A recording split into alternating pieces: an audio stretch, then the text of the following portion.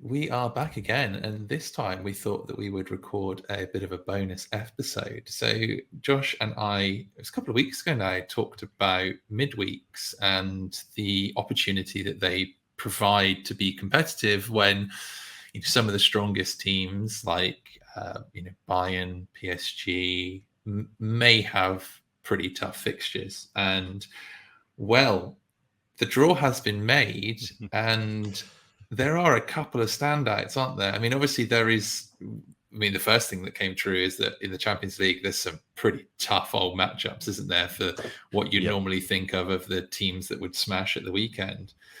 But my question to you, Josh, is the teams that are going to smash midweek. Who stood out for you? Let's just address the elephant in the Conference League, which is AZ Alkmaar. Right off the bat, shall we? I mean, this is just a ridiculously favourable draw for AZ. Like, I think if you're playing midweeks, like, and the thing about AZ is they could really dominate U23 as well as Challenger. Like, if you're looking at their team, like their key players, Jesper Karlsson, Vangelis Pavlidis, even like, you talk about Tijani Reinders, for instance, as well. Like, he's just turned into an absolute AA monster. He's got a L5 of 77, for God's sake.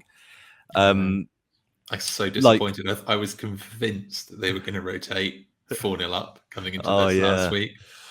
Yeah, they did not rotate as well. And, he smashed again. I put up like another 80-point score. But like these guys, and again, like in defense, Kerkez is just gonna play a lot of these, and Sam Bukema as well. And like the only thing which will stop these AZ players being absolute smashers in this Conference League group stage is rotation. Like, depending on how much they prioritize the Eredivisie as well as the Europa Conference League. If I'm the coach, I'm looking at that group thinking, right, this is a good opportunity. I get to play some of my fringe players here. And, we're still, I've seen lots of AZ fans saying, if we don't get 18 points, this is just going to be absolutely terrible. And whilst I agree, I think like they could easily win the group with 12 points. So like, why bother trying to smash every game? You can play some fringe players, win the first couple of group games, and then sort of get into it. So I really think like, for U23 and for Challenger in midweek, the only thing which is going to be stopping AZ stacks just absolutely obliterate it are going to be is going to be any sort of rotation they have in the side. Yeah, because I think that's the interesting thing, isn't it? Because like, what surprised me is how strong they lined up for the second round against Guildford. Yeah, like they were 4-0 up. They had that done, and they put out a really strong team. So I'm like, okay, well, maybe it is that they take the first 3 or 4 games super seriously and put out like really big dog lineups, and then they rotate for the last couple. But the one thing that I think is quite interesting is they've got Zeno van Huysden, and I think for me, it's like, who are the people that would rotate? I think there's a possibility that Havon Ejven comes in for one of the 3 forwards. Like, I think Jens Ødegaard is a really, really good option, and I'm super glad to have him. But I think there could be some rotation in certain matchups between, the Jens, Pavlidis, Karlsson, and then Havon coming in as well. Yeah, I think Kerkez for me seems pretty locked in at left back. Bukema, I agree. Sam Bukema is an interesting one because with Van Huysden coming in, if he can ever get fit, and that's the one thing that I'll say is Van Huysden seems to stay fit for actually everyone jokes about Jeremy Doku, but Van Huysden is worse. Like, his fitness record over the last couple of years has been terrible. But if he is fit, he's a very good player. And I just don't see Martin Nzindi. Like, I think he's, if you were to look at who's more at he's going to play every game. Yeah, I think it's Sam Bukema. Yeah. So then that becomes really interesting in who's planning and how you building teams for this, because I think AZ go on a ripper like Feyenoord did last season, and it was that if you miss the boat really early, you're just sat there going, "Oh, come on!" And I think we got this vibe when AZ smacked Dundee that they were going to be taking this tournament seriously, and they had the capability to do it. Yeah, but this draw was more favourable than I could have even imagined. I had my fingers crossed because I do have Tijani Reinders and Jens Ødegaard, and I was like, "God, get a nice draw." And I'm watching it come in, and I'm going, no way. How have they managed this? Like, particularly when you look at like the other group, you've got FC Caen and Nice. Like, it's like, like there's some groups where they've like a couple of people have gone together. Like the luck has truly fallen in AZ's favour. And I think, like you said, like the only risk to them being a complete smasher each and every week is that is the rotation. And also that if you go out and buy an AZ stack right now, that you know that you're gonna have to compete with Visa Card and his jacked up XP AZ stacks that he's had for a while. So yeah, I think me. Oh, sorry, go on. Carry on.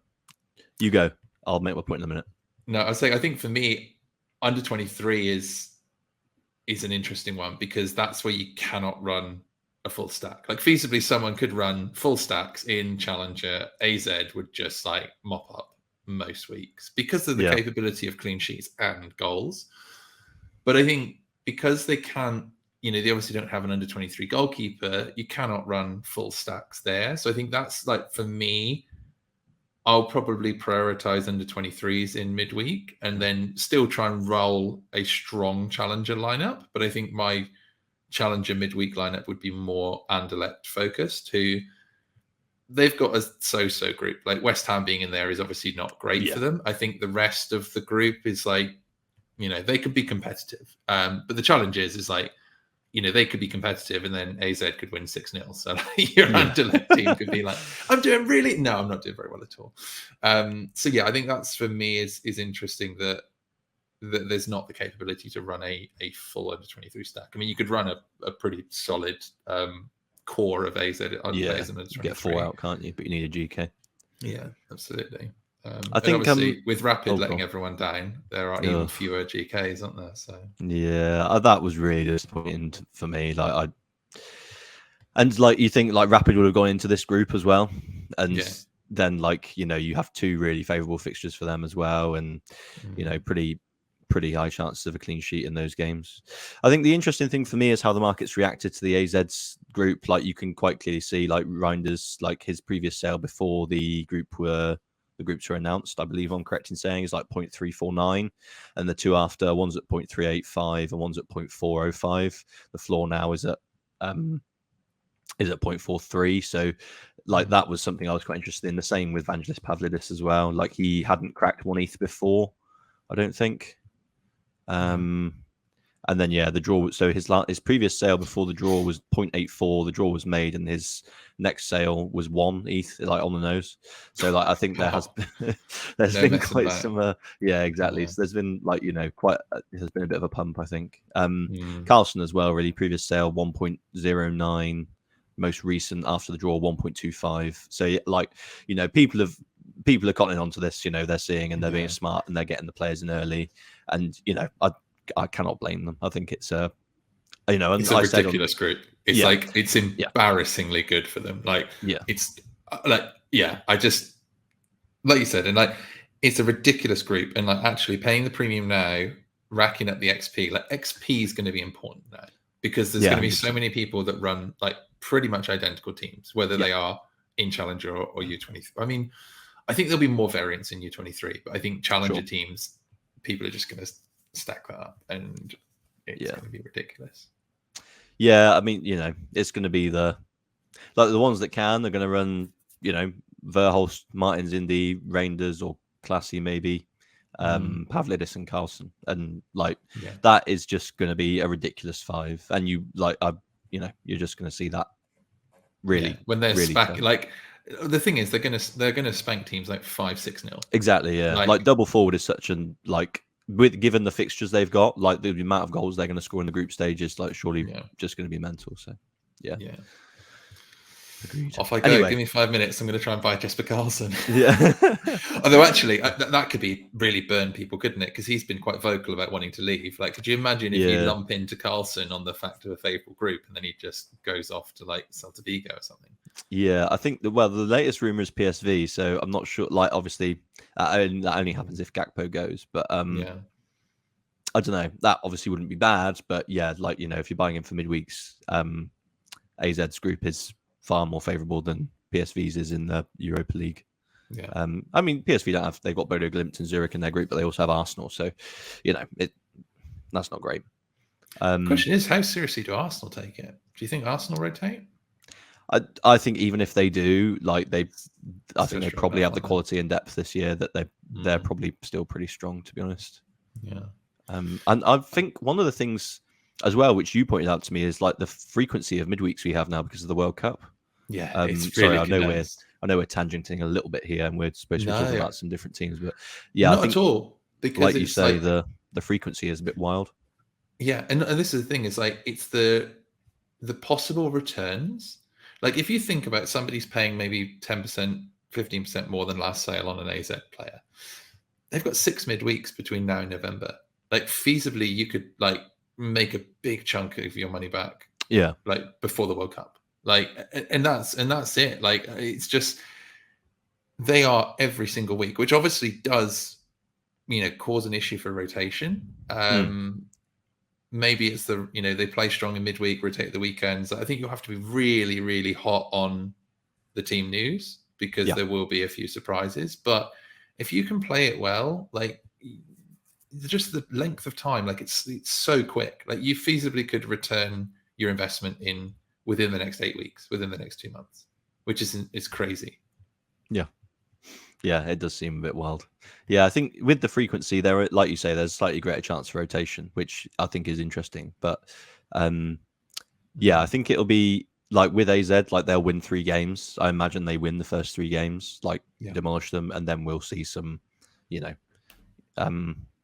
and I think that could also be an opportunity for players, like for managers, if that is the case. Say AZ gets 9 points from their first 3 games, and it seems quite clear that they're going to rotate. Then you can quite comfortably on a budget look at some rotation pieces for AZs. That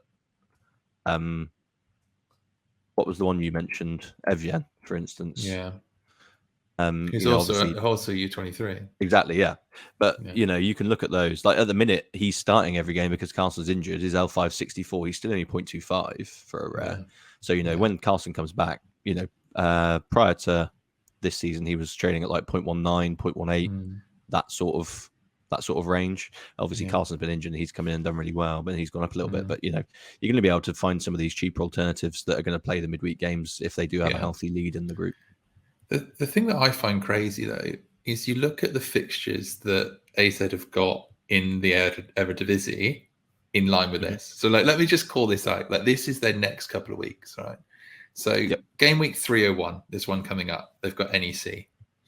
They then play FC Emmen in the Eredivisie, Dnipro in the Conference League, FC Twente, FC Vaduz. There's then a break for internationals. It then goes Groningen, Apoel Limassol, Utrecht, Limassol again, Feyenoord. They have Ajax in 306. But again, that's only one fixture. Oh, I need to check that. So from my calendar, they have Ajax game week 306, one just before the international break. Okay. And the Vaduz game is sandwiched in between Twente at home and Ajax. Twente and Ajax. Okay, yeah. So I think you can anticipate some pretty heavy rotation for that Vaduz game. For Vaduz, yeah, absolutely. But, yeah, the other ones, like you mentioned. The thing is, as well, like they literally have, like they're playing Camber this game week, and then, like you say, 301 through to 306. They have a game every game week. Yeah. So they're playing 2 games a week every week. So, like, it's just a ridiculous amount of utility for these AZ cards. I think one of the guys in our in one of our group chats was asking like who to buy, and I basically just reeled off a list of like 10 names, like the goalkeeper and like 3 for each position, and they were like, "Wow, that's a lot." And I was like, "Well, yeah, but you're going to need quite a few cards if you're thinking you're going to be able to buy 5 AZ cards and play them every week. Like, it's maybe not going to quite work like that because they're they are going to rotate some players. But like Bruno Martins Indy, from my perspective, is like a superb card to hold for the next 6 game weeks because I just think he'll start every game, unless he's injured or suspended. So yeah, absolutely. So the question is, if you're not stacking AZ, who could possibly compete with them? Yeah, that's a really good question. I do like Ghent's group. So Ghent have got Mulder, Shamrock Rovers, and really sorry, I cannot pronounce the name of this last team. Djurgården. Oh, Djurgården, yeah, from Sweden. Yes, they're Swedish. Yeah. So yeah, they again, that looks really favourable group. Mulder actually did reasonably well in qualifying. Well, I say reasonably well. They obviously qualified, but they did well over 2 legs against one of the Austrian teams, Vietze, Wolfsburg Athletic Club. And yeah, like obviously, I imagine they'll be reasonably handy, but I don't think they'll be on Ghent's level. And then you've maybe at home, maybe when Mulder at home, they give them a good game. But then like Shamrock and Djurgården, I expect Ghent to be pretty heavy favourites, to be honest.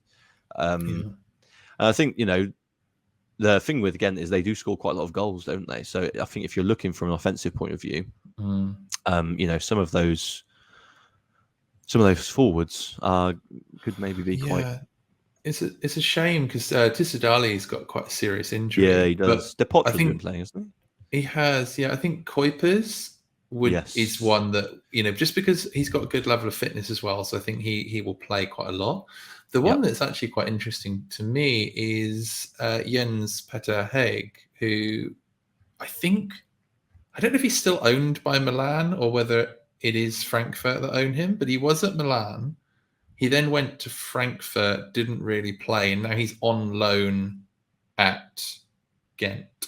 Right. But he's a U23 mid, so I think he could be quite interesting because when he was younger, I think it was, I can't remember who he played for, but there was a team he played for from his native Norway, and he ended up doing really well. Like he played really well in one of the Europa leagues, I think. Right. But he's just, he's had injuries. He's not really ever, established himself at Milan or obviously Frankfurt. But I think again, he could be a little bit tidy. And yeah, again, when they played Shamrock Rovers in 305 and he got Club Brugge versus Porto and Benfica playing Juventus and Zagreb are playing Milan, like a couple of your typical under 23 smashes have all got pretty difficult fixtures that week. So I think it's very much like, and I think the new matrix makes this even more so, but very much like playing the fixtures if you've got the opportunity to do so. So I think that, again, could be interesting. I also think that they're pretty solid defensively. Like Heinsbruck tends to rotate more in midfield and his wide outside midfielders.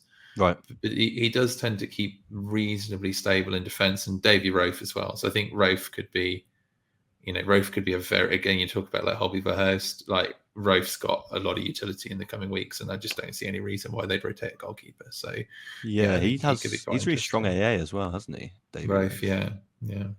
So that could be that could definitely. And I know obviously we're picking quite a lot of teams from the Conference League. Well, I say quite a lot. We've only discussed 2 sides, but I think in Challenger that's obviously where you want to be shooting. You don't really want to be picking Challenger teams in the Europa League, and most definitely not in the Champions League, just because of the strength of the competitions.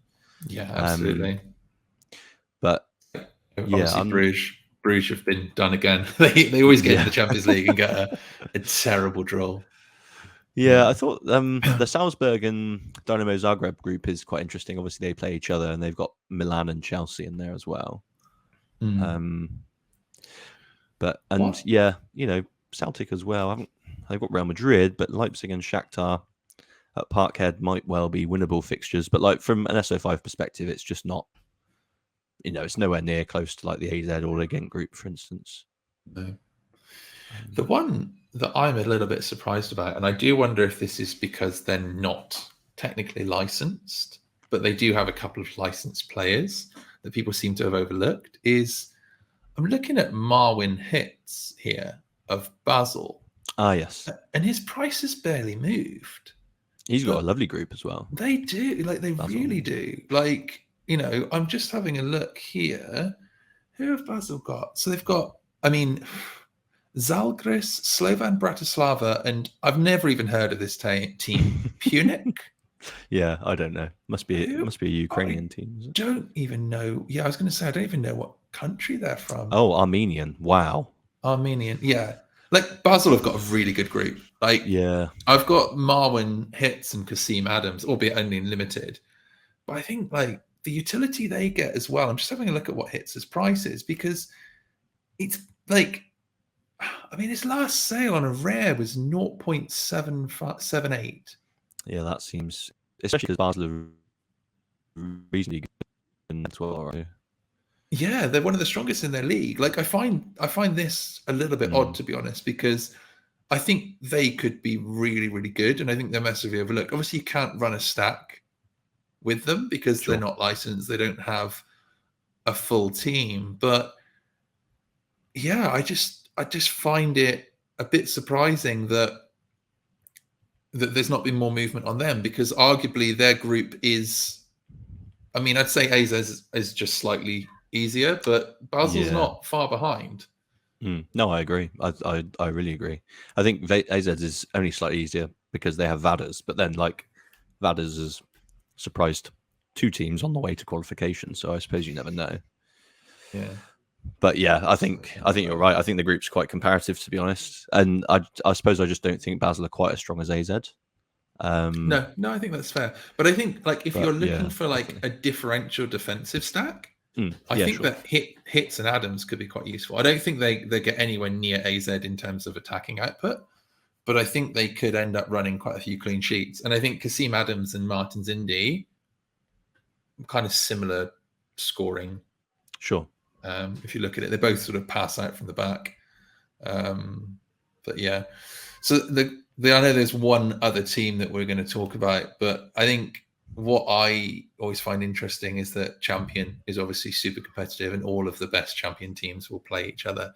So what really stood out to me is Monaco's group.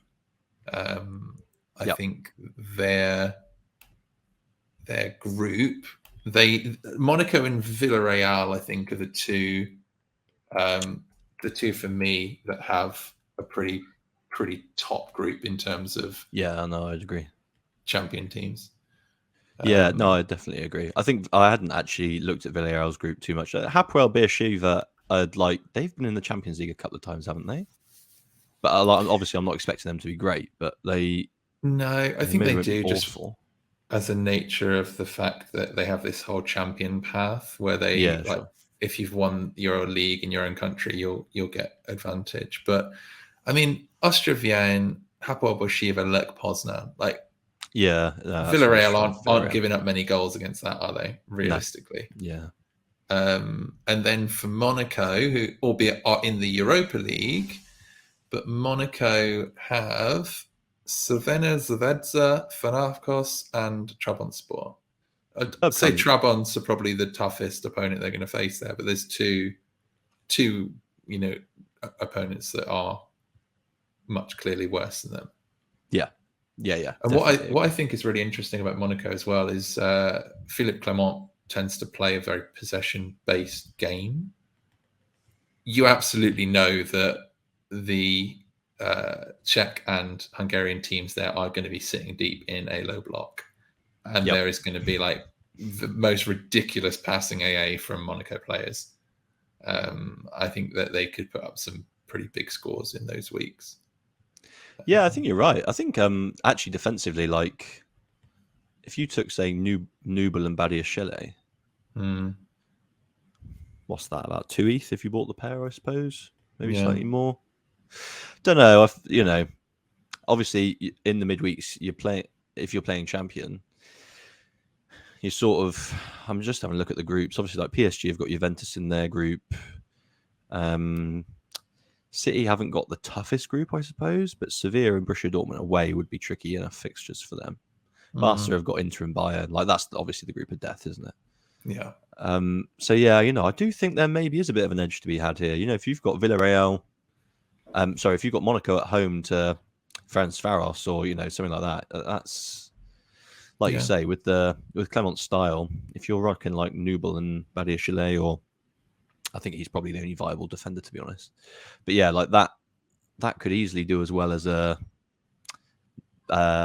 Neuer and Hernandez. And also, like, you don't really have the rotation risk with Nubel and Badiashile, do you really? Like, if they're fit, they're starting every game, aren't they? Yeah. Whereas at Bayern, like, who knows who's going to be playing centre half? I think it's interesting because the typical like smasher Champion teams have all got pretty tough groups. Yeah. And what's interesting is if you look at the way the fixtures fall, they all tend to have their toughest games in the same game weeks. Yeah. So there's these certain like edge case game weeks where all the big champion teams are playing each other. That I think is going to be quite interesting.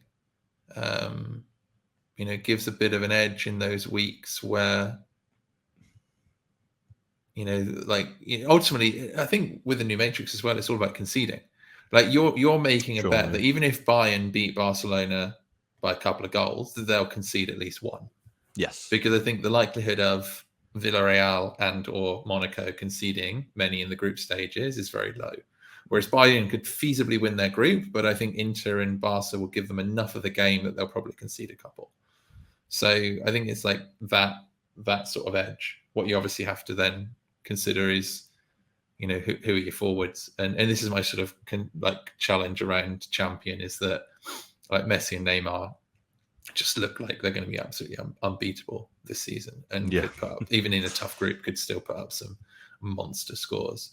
So yeah, I think it's an interesting one, but I think I'm not tempted to dive into champion just because I just don't really have a presence there. But there's enough about this that if you're someone that does play champion and you're just looking to have that edge in midweek, I think there's definitely an opportunity there.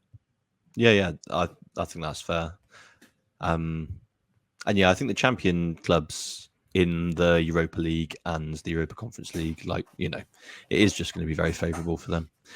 Obviously, like we spoke pre-recording about Fiorentina as well. They've got Istanbul, Bekashir, Hearts, and RFS in their group. And again, the only ones I don't like too much in the Conference League are Colnal, Nice, and that's only because they're both in the same group. Yeah. So yeah, I think lots of people, including me, do not like playing champion because of the threshold you need to win, like the caliber of player you need to win. But in these midweeks, I can actually see that being quite a bit lower just because of the players you can utilize from the Villarreal, from Monaco, from Fiorentina, etc. So yeah, I thought that was a good point, and worth discussing, I think. Absolutely. Awesome. Well, thank you so much.